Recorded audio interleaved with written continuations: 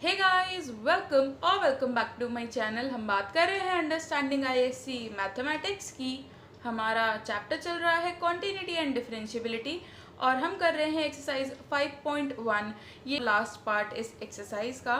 So let us begin. Question number 26 part, इसमें भी हमें के की वैल्यू निकालनी है। एफ ऑफ ज़ीरो है के। तो यहाँ पे हम क्या करेंगे, L H L R H L में से कुछ भी निकाल सकते हैं। आर एच एल की वैल्यू निकाल लेते हैं। Limit x tending to 0 plus f x is equals to limit h tending to 0 f of 0 plus h हो जाएगा। इनपुट है h यानी कि 0 नहीं है तो ये यूज़ होगा।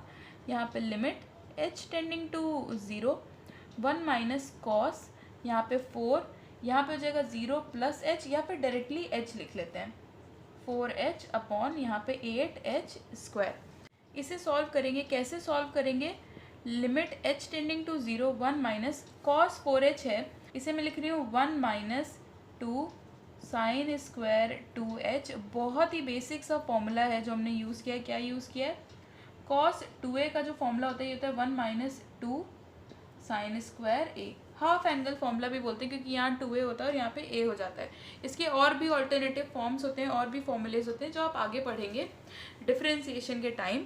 तो यहाँ पे ये 1 और 1 कैंसिल हो गया। यहाँ पे कितना बचा, लिमिट h टेंडिंग टू 0, ये हो गया 2 sine square 2h upon 8h square, ये कैंसिल हो गया। यहाँ पे अब ये कितना हो गया, लिमिट h टेंडिंग टू 0, यहाँ पे हो गया ये साइन 2h अपॉन 2h का एक तरह से देखा जाए तो ये होल स्क्वायर है और यहाँ पे साइन 2h का भी होल स्क्वायर है तो इसे ऐसे लिख सकते हैं। ये हो गया। अब यहाँ पे क्या करना है, अब ये 2 बार लिखा हुआ है, इसे मैं डायरेक्टली भी 1 लिख सकती हूँ बट समझने के लिए आप इसे ऐसे लिख सकते हैं, limit h tending to 0 sine 2h upon 2h, यहाँ पे भी 2h कर लेते हैं और यहाँ पे लिमिट ब्रेक कर ली, लिमिट 2h टेंडिंग टू 0 और यहाँ पे भी साइन 2h अपॉन 2h। इसे ऐसे ब्रेक किया जा सकता है। तो यहाँ पे ऐसा कैसे हुआ, since h tends to 0 2h also tends to 0। तो यहाँ से क्या हो गया, ये वैल्यू है 1, ये वैल्यू भी है 1, ये वैल्यू आ गई 1 की इक्वल। फिर हम क्या करेंगे, since f x is continuous at x is equals to 0, this implies LHL is equals to RHL is equals to f of 0। RHL की वैल्यू आई 1, f ऑफ 0 की वैल्यू थी k, यानी कि k की वैल्यू आई 1 and this will be your answer. 7th part, इसमें भी कांस्टेंट k की वैल्यू निकालनी है। दिया है कि कॉन्टिन्यूस है x इज इक्वल्स टू 0 पे, तो यहाँ पे f ऑफ 0 है 3 हमारे पास। अब LHL RHL में से कुछ भी ले सकते हैं। तो मैंने क्या बताया था कि जब ये f ऑफ 0 वाली है, जहाँ पे भी कॉन्टिन्यूस दे रखा है f ऑफ a वाला, उसके अलावा जो होता है वो लेते हैं। तो ये है x ग्रेटर देन 0 यानी कि RHL इसमें इंक्लूडेड है तो हम LHL ले लेंगे। तो limit x tending to 0 minus f of x is equals to limit h tending to 0 f of 0 minus h। 0 से कम है इनपुट तो यह कितना हो जाएगा, लिमिट h टेंडिंग टू 0, यहाँ पे पुट करेंगे k माइनस h, इनपुट है यहाँ पे भी माइनस h। अब h जो है वो स्मॉल पॉजिटिव वैल्यू है। अब स्मॉल पॉजिटिव वैल्यू में अगर निगेटिव साइन लगा है और वो मॉड के बाहर आ रहा है तो क्या हो जाएगा, वो चेंज होके यहाँ पे लिख लेंगे limit h tending to 0 k, यहाँ पे माइनस h, और मॉड के बाहर आएगा तो ये हो जाएगा h। और याद रखना है h एक स्मॉल पॉजिटिव वैल्यू है। ये h और h कैंसिल हो जाएगा, यहाँ पे बचेगा limit h tending to 0 minus k है एक कांस्टेंट, ये तो क्वेश्चन में ही दे रखा है तो कांस्टेंट है तो h की यहाँ पे ज़रूरत नहीं है लिमिट की, ये आ जाएगा माइनस k। तो यहाँ पे लिखेंगे since f x is continuous at x is equals to 0, this implies LHL is equals to RHL is equals to f of 0। हमने दो चीज़ें ली है, LHL और f ऑफ 0। तो LHL है माइनस k और f ऑफ 0 है 3। दिस इम्प्लाइज k की value I minus 3 and this will be your answer. Question number 21, हमें ये फंक्शन दे रखा है और कहा है कि कॉन्टिन्यूस है ये x इज इक्वल्स टू 3 पे।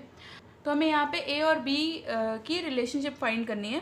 तो f ऑफ 3 कितना हो जाएगा, यहाँ पे f ऑफ 3 हो जाएगा a इंटू 3 प्लस 1 यानी कि 3a प्लस 1। फिर अब a वाला हमने यूज़ कर लिया है, अब हम देखते हैं RHL क्यों? क्योंकि लेस देन लिखा हुआ है तो LHL वाला इसी में आता, तो फिर कोई हमें प्रॉफिट नहीं मिलता। तो यहाँ पे हम RHL निकालेंगे, limit x tending to 3 plus fx।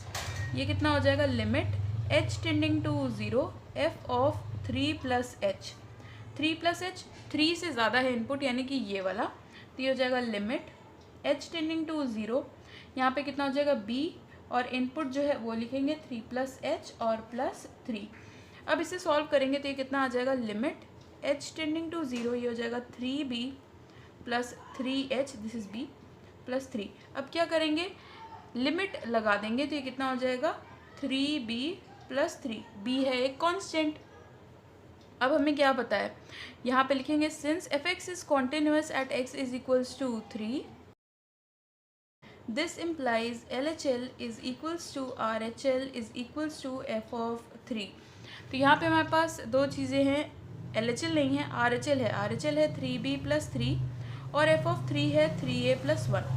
तो यहाँ से अगर हम देखें तो यहाँ पे 3a की वैल्यू कितनी आ गई? 3a की वैल्यू आ गई 3b plus 3 minus 1 is plus 2, and this is your required equation and this will be your answer.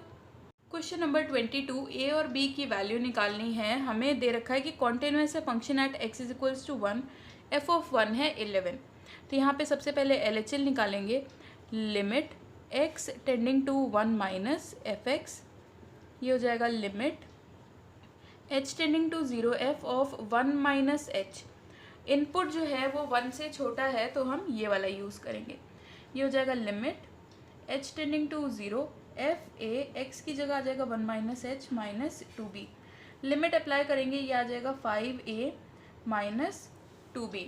फिर हम क्या करेंगे? फिर हम यहाँ पे निकालेंगे RHL की वैल्यू, ये हो जाएगा limit x tending to 1 plus f of x, ये हो जाएगा limit h tending to 0 f of 1 plus h। ये कितना हो जाएगा? Limit h tending to 0, input 1 से ज़्यादा है यानी कि ये वाला यूज़ करेंगे, तो ये हो जाएगा 3a, इनपुट है x की जगह पे 1 plus h plus b। Limit लगा देंगे तो ये कितना आ जाएगा? 3a plus b। h की वैल्यू 0 पुट कर दी है। अब क्योंकि हमें दे रखा है, यहाँ पे लिखेंगे since fx is continuous at x is equals to 1, this implies LHL is equals to RHL is equals to f of 1। तो यहाँ से अगर हम ले लें LHL is equals to RHL is equals to f of 1, तो यहाँ पे कितना हो जाएगा? LHL आया हमारे पास 5a माइनस 2b, RHL आया हमारे पास 3a प्लस b, और f ऑफ 1 है 11। तो यहाँ से अगर हम ये और ये लें तो ये हो जाएगा 5a minus 2b is equals to 11, and यहाँ पे अगर देखें तो 3a plus b is equals to 11। अब हम इसे सॉल्व करेंगे तो यहाँ पे हमारे पास दो इक्वेशन है। क्या कर सकते हैं? यहाँ से b की वैल्यू निकालेंगे, b की वैल्यू आ जाएगी 11 माइनस 3a, और इसे पुट कर देंगे इस इक्वेशन में, तो ये कितना हो जाएगा? ये आ गई हमारी इक्वेशन 1। यहाँ पे लिखेंगे यूजिंग 1 एंड 2, 1 की वैल्यू 2 में पुट कर देंगे तो ये हो जाएगा 5a माइनस 2, b की जगह हो जाएगा 11 minus 3a is equals to 11। तो ये कितना हो जाएगा? 5a minus 22 plus 6a is equals to 11। तो ये हो जाएगा 11a is equals to 22 plus 11 is 33। तो यहाँ से a की वैल्यू आ गई 3। तो a की वैल्यू 3 आ गई, तो यहाँ पे लिख देंगे पुट इन, यहाँ पे रख देंगे 1 पे, तो यहाँ से b की वैल्यू कितनी आ जाएगी? 11 माइनस 3 टाइम्स ऑफ 3 यानी कि 9। तो 11 माइनस 9 आ जाएगा 2। तो यहाँ पे लिखेंगे a is equals to 3 and b is equals to 2 and this will be your answer. Question number 23, हमें ये फंक्शन दे रखा है और हमसे कहा गया है कि जब x 0 के इक्वल नहीं है तो fx ये होगा। हमें बताना है कि f ऑफ 0 पे फंक्शन की क्या वैल्यू रखी जाए कि ये फंक्शन कॉन्टिन्यूअस हो जाए। तो हमने लेट कर लिया कि x इज इक्वल्स टू 0 पे फंक्शन की वैल्यू k है। अब हम क्या करेंगे? इसको कॉन्टिन्यूअस हम मान के चलेंगे और देखेंगे k की वैल्यू क्या आती है। अगर RHL की वैल्यू देखें तो कितनी हो जाएगी? Limit x tending to 0 plus f of x is equals to limit h tending to 0 f of 0 plus h। तो यहाँ पे कितना हो जाएगा? लिमिट h टेंडिंग टू 0, यहाँ पे हो जाएगा 1 प्लस इनपुट है h, इसका cube root minus 1 upon h। तो तो यहाँ पे हम क्या करेंगे, बाइनोमियल यूज़ करेंगे। तो ये कितना हो जाएगा, limit h tending to 0 1 + 1/3h। और भी इसके आगे एक्सपेंशन होता है, यहाँ पे हम नहीं करेंगे क्योंकि h जो है वो स्मॉल, बहुत ही स्मॉल वैल्यू है। तो h क्योंकि बहुत स्मॉल वैल्यू है तो वो 0 की ओर टेंड कर रही है, तो वो यहाँ पे हम निगलेक्ट कर सकते हैं। तो यहाँ पे हमने ये बाइनोमियल एक्सपेंशन में निगलेक्ट कर दिया इसे। बाइनोमियल एक्सपेंशन आपने फर्स्ट ईयर में पढ़ा होगा। तो ये आ गया। अब यहाँ पे हम क्या करेंगे, यहाँ पे अगर आप देखें तो ये 1 और 1 कैंसिल हो गया। यहाँ पे कितना आ गया, ये limit h tending to 0 1/3h upon h, ये h और h कैंसिल हो गया, यहाँ आ गया 1/3। फिर हम देखेंगे LHL कितना है, limit x tending to 0 minus f of x is equals to limit h tending to 0 f of 0 minus h which is equals to limit h tending to 0 1 minus h, क्योंकि इनपुट है minus h, 1/3 minus 1 whole upon h। फिर से binomial apply करेंगे तो limit h tending to 0 1 minus 1/3h minus 1। Same reason, क्योंकि h बहुत छोटी value है इसलिए हमने हायर ऑर्डर के टर्म निगलेक्ट कर दिए हैं। ये 1 और 1 कैंसिल हो गया, यहाँ पे भी माइनस h आएगा, ये भी माइनस h। तो ये कितना हो गया, यहाँ पे लिमिट h टेंडिंग टू 0, ये हो गया minus 1/3h upon minus h। Minus minus cancel होके प्लस, और यहाँ पे h और h कैंसिल, कांस्टेंट बचा 1/3, तो ये आ गया 1/3। तो यहाँ से हम क्या लिख सकते हैं, since f(x) is continuous at x is equals to 0, this implies LHL is equals to RHL is equals to f of 0। इसका मतलब क्या हो गया, LHL और RHL दोनों सेम आए थे, यानी कि 1/3 और f of 0 है k। इसका मतलब है कि k की वैल्यू है हमारे पास 1/3, या फिर हम कह सकते हैं कि f of 0 की वैल्यू है हमारे पास 1/3 and this will be your answer. Second part, इसमें भी हमें f ऑफ 0 की वैल्यू बतानी है। तो जब 0 के इक्वल नहीं है तो ये फंक्शन होगा, जब 0 के इक्वल है तो हमने k ले लिया है। तो यहाँ पे कॉन्टिन्यूस है x इज इक्वल्स टू 0 पे, ये कंडीशन लेके चलनी है। f ऑफ 0 की वैल्यू हमने k ले ली है। LHL निकालेंगे। LHL के लिए क्या हो जाएगा, limit x tending to 0 minus f of x, ये हो जाएगा लिमिट h टेंडिंग टू 0, ये आप हो जाएगा f ऑफ 0 माइनस h।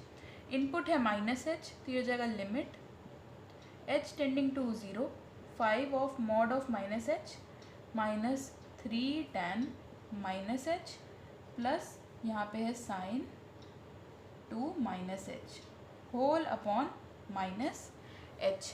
अब इसे सॉल्व कैसे करेंगे, यहाँ पे लिख लेते हैं लिमिट h टेंडिंग टू 0। हमें पता है कि h एक स्मॉल पॉजिटिव नंबर है, तो जब वो मॉड के बाहर आएगा तो सिर्फ 5h रह जाएगा। tan माइनस थीटा होता है माइनस tan थीटा के इक्वल, तो minus minus plus 3 tan h, और यहाँ पे साइन माइनस थीटा भी होता है माइनस साइन थीटा के इक्वल, तो minus sine 2h whole upon h। अब यहाँ पे क्या करेंगे, यहाँ पे हम h को डिस्ट्रीब्यूट कर देते हैं। लिमिट हम डिस्ट्रीब्यूट कर देंगे h tending to 0 5h upon 5 plus limit h tending to 0 3 tan h upon h minus limit h tending to 0 sine 2h upon h। तो यहाँ पे इतना आ गया। अब यहाँ पे जो 3 है ये कांस्टेंट है, ये बाहर आ जाएगा। यहाँ साइन 2h है तो यहाँ पे भी हम 2 से मल्टीप्लाई और डिवाइड कर लेंगे। ये सब चीज़ें हम बेसिक चीज़ें लास्ट क्वेश्चन पिछले क्वेश्चंस में कर चुके हैं। तो यहाँ पे कितना हो जाएगा, सॉरी ये अपॉन में h है, तो h और h कैंसिल, यहाँ पे बचा सिर्फ कांस्टेंट, लिमिट की ज़रूरत नहीं है। 5 प्लस 3, इसकी वैल्यू होती है 1। Limit h tending to 0 tan h upon h की वैल्यू होती है 1, तो यहाँ पे फॉर्मूला नहीं लिखेंगे, डायरेक्ट 3 माइनस 2 लिमिट 2h, जब h 0 को टेंड हो रहा है तो 2h भी 0 को टेंड होगा, ये हमें पता है। तो यहाँ पे limit h tending to 0 sine 2h upon 2h की वैल्यू हो जाएगी 1, यहाँ पे हो गया। तो इसे सॉल्व करेंगे, कितना आएगा, 5 plus 3 is 8, 8 minus 2 is 6। RHL की वैल्यू निकालने के लिए भी सेम चीज़ फॉलो करनी है। Limit x tending to 0 plus f of x is equals to limit h tending to 0 f of 0 plus h। तो यहाँ पे कितना हो जाएगा, limit h tending to 0 5 mod h minus 3 tan h plus sine 2h whole upon h। Mod h है, positive value है तो ये h हो जाएगा। तो ये कितना हो गया, ब्रेक करके limit h tending to 0 5h upon h minus 3 limit h tending to 0 tan h upon h plus यहाँ पे हो जाएगा limit h tending to 0 sine 2h upon h 2 से मल्टीप्लाई और डिवाइड किया जैसे LHL के लिए किया था। यहाँ पे कितना हो जाएगा, ये 5 माइनस 3, इस पूरे की वैल्यू है 1 प्लस 2, इस पूरे की भी वैल्यू है 1। 5 माइनस 3 इज़ 2, 2 प्लस 2 इज़ 4। तो यहाँ से ये ऑब्जर्व किया हमने कि LHL जो है वो RHL के इक्वल नहीं आया। जब LHL RHL ही इक्वल नहीं आया इसका मतलब है लिमिट डज नॉट एग्जिस्ट, और जब लिमिट एग्जिस्ट नहीं कर रही है तो इसका मतलब है fx इज़ डिसकॉन्टिन्यूअस। और डिसकॉन्टिन्यूअस कब है, जब k की वैल्यू तो हमने रखी ही नहीं, k की वैल्यू हमें चेक करने की ज़रूरत ही नहीं पड़ी, ये तो डिसकॉन्टिन्यूअस है for any value of x, sorry k, for any value of k की कोई भी वैल्यू रखी है फंक्शन डिसकॉन्टिन्यूअस ही आने वाला है। इसका मतलब है कि k की वैल्यू हम कोई भी स्पेसिफाई नहीं कर सकते हैं। अब अगर आप सोच रहे हैं कि इस क्वेश्चन में RHL निकाला और किसी क्वेश्चन में तो नहीं निकाला, इसलिए क्योंकि यहाँ पे हमें स्पेसिफाई नहीं किया गया था कि ये कॉन्टिन्यूअस है ही है। हमें ये कहा गया था कि किस वैल्यू पे, k की किस वैल्यू पे फंक्शन कॉन्टिन्यूअस हो जाएगा, तो हमें डिटरमाइन करनी थी एक तरह से कॉन्टिन्यूटी भी। और बाकी जो इससे पहले वाले क्वेश्चंस थे उसमें कहा गया था, स्पेसिफाई किया गया था कि कॉन्टिन्यूअस तो है, तब हमें किसी कांस्टेंट a, b या k की वैल्यू बतानी थी। तो वहाँ पे हमने एक वैल्यू निकाली, उससे भी हमारा काम चल गया। वहाँ पे आप चाहें तो वहाँ पे भी LHL और RHL निकाल सकते हैं। वहाँ पे आप देखेंगे, ऑब्जर्व करेंगे तो लिमिट हमेशा एग्जिस्ट कर रही होगी। क्वेश्चन नंबर 24, हमें कॉन्टिन्यूटी बतानी है इस फंक्शन की, तो इसको हम थोड़ा अलग मेथड से करने वाले हैं। तो यहाँ पे मैंने क्या किया है, इस fx फंक्शन में मैंने क्या ले लिया है, इस x को ले लिया है gx और इस sin 1/x को hx फंक्शन ले लिया है। अब यहाँ पे अगर आप देखें तो लिमिट अगर मैं ले लूँ x tending to 0 on gx, यानी कि limit x tending to 0 on x, तो ये डायरेक्टली 0 पुट करके 0 आ जाएगी, तो ये gx की लिमिट आ गई। अब फिर hx की बात करेंगे। hx कितना है, hx है हमारे पास sin 1/x। मॉड hx की बात की जाए तो ये कितना हो जाएगा, मॉड sin 1/x। अब साइन की वैल्यू हमें पता है कि साइन में कुछ भी हो, कोई भी वैल्यू अगर हम ले लें, यहाँ पे हम ले लेते हैं थीटा, तो -1 से लेकर साइन थीटा की वैल्यू 1 तक ही वेरी करती है for any real value. Theta अगर हम रियल नंबर से ले रहे हैं तो हम थीटा की कोई भी वैल्यू पुट कर दें, हमें -1 से 1 के बीच में ही साइन की वैल्यू मिलेगी। अब यहाँ पे 1/x है, तो ये भी लेस देन इक्वल्स टू 1 होगा। इसी चीज़ को हम ऐसे भी लिख सकते हैं कि mod of sine theta is less than equals to 1, ऐसे भी लिखा जा सकता है कि जो मॉड है वो 1 से कम ही रहेगा हमेशा। तो यही चीज़ यहाँ पे लिखिए। अब यहाँ पे क्या बात है कि x जो है ये 0 के इक्वल नहीं है ऑब्वियसली, क्योंकि इस फंक्शन की बात हो रही है, और x जो है ये रियल नंबर के लिए आ रहा है। अच्छा ये देखें अगर हम, तो यहाँ से हमें क्या क्लियर हो गया कि ये जो वैल्यू है sin 1/x मॉड की, ये हमेशा 1 से कम आने वाली है, और अगर मॉड ना भी लगाएं तो -1 से 1 के बीच में आने वाली है। अब कोई भी अगर फंक्शन जो है वो किन्हीं दो वैल्यूज़ के बीच में ही हमेशा रहता है, तो हम कहते हैं कि वो फंक्शन बाउंडेड है। This implies hx is bounded. Bounded है क्यों, क्योंकि इसके पास अपने दो एंड पॉइंट्स हैं, ये -1 और 1 के बाहर नहीं जा सकता, ये इसके बीच में ही हमेशा रहेगा, इसलिए ये बाउंडेड है। और कहाँ पे बाउंडेड है, in deleted neighbourhood of 0। Deleted neighbourhood of 0 का क्या मतलब है, जैसे कोई रियल लाइन है तो इसमें 0 को अगर हम छोड़ दें और इधर वाली कोई भी वैल्यू ले लें तो ये बाउंडेड रहेगा, बस 0 पे नहीं रहेगा, क्योंकि साइन 1/0 साइन इन्फिनिटी हो जाएगा और यहाँ पे अगर हम देखें इन्फिनिटी के बारे में तो हम कोई जजमेंट नहीं दे सकते हैं।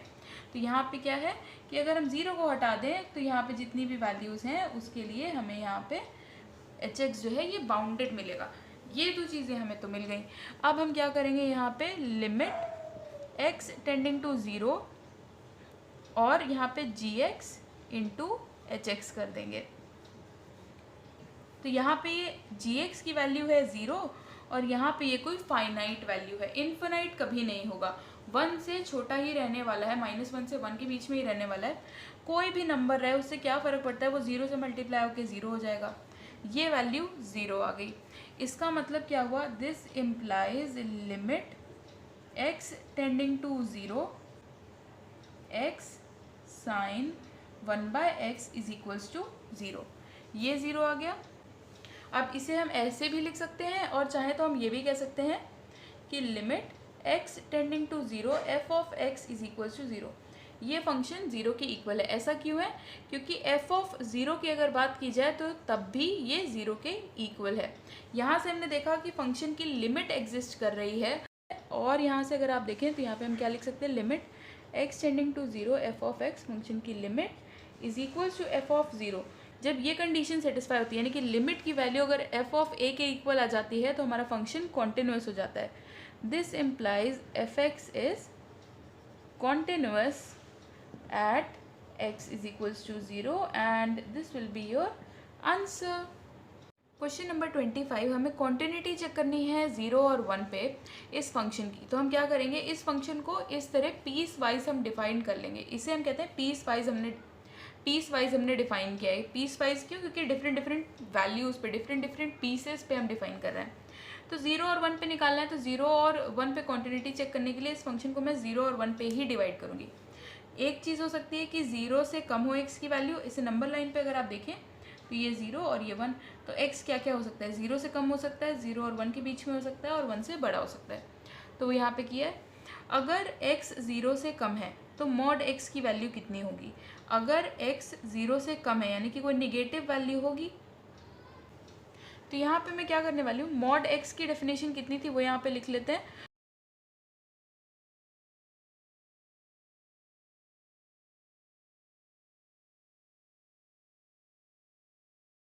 तो हमने मॉड x की और मॉड x माइनस a की हमने डेफिनेशन पढ़ी थी कि क्या होती है। मॉड x की डेफिनेशन ये है और मॉड x माइनस 1 की डेफिनेशन कुछ ऐसी होती है। तो जब x लेस देन 0 है तो यानी कि मॉड x की वैल्यू हो जाएगी -x प्लस जब x की वैल्यू लेस देन 0 है, अगर x लेस देन 0 है तो लेस देन 1 भी होगा, ऑब्वियस सी बात है। तो इसका मतलब है ये वाली वैल्यू, तो यहाँ पे आ जाएगा -x माइनस 1। फिर 0 और 1 के बीच में अगर वैल्यू है तो क्या होगा, 0 और 1 के बीच में है तो मान लेते हैं 0.5, फॉर एग्जाम्पल 0.5 ले लेते हैं। तो 0.5 क्या है, 0.5 तो 0 से बड़ा है तो यानी कि x ये वाला आएगा। और यहाँ पे अगर हम देखें 0.5 1 से छोटा, x जो है वो 1 से छोटा है यानी कि ये वाला आएगा -x माइनस 1। फिर क्या करना है, x 1 से बड़ा हो। अगर x 1 से बड़ा है तो ऑब्वियस सी बात है 0 से भी बड़ा होगा, तो यहाँ पे ये x, यहाँ पे x 1 से बड़ा है तो ये वाला। अब हम इसे थोड़ा सा सॉल्व करके लिख लेंगे। दिस इम्प्लाइज कि एफ एक्स की वैल्यू हमारी कितनी आ गई, -x हो गया -2x और माइनस प्लस 1। फिर यहाँ पे कितना है हमारे पास, x और x कैंसिल हो जाएगा, यहाँ पे बचेगा 1 और यहाँ पे 2x माइनस 1। ये जब x इज़ लेस देन 0, ये जब x की वैल्यू 0 और 1 के बीच में है, और ये जब x is greater than equals to 1। पहले देख लेते हैं at x is equals to 0। तो f ऑफ 0 की वैल्यू कितनी है, f ऑफ 0 की वैल्यू है 1। LHL देखेंगे, limit x tending to 0 minus f of x is equals to limit h tending to 0 f of 0 minus h। तो ये कितना हो जाएगा, 0 माइनस h यानी कि 0 से छोटी वैल्यू है ये वाली।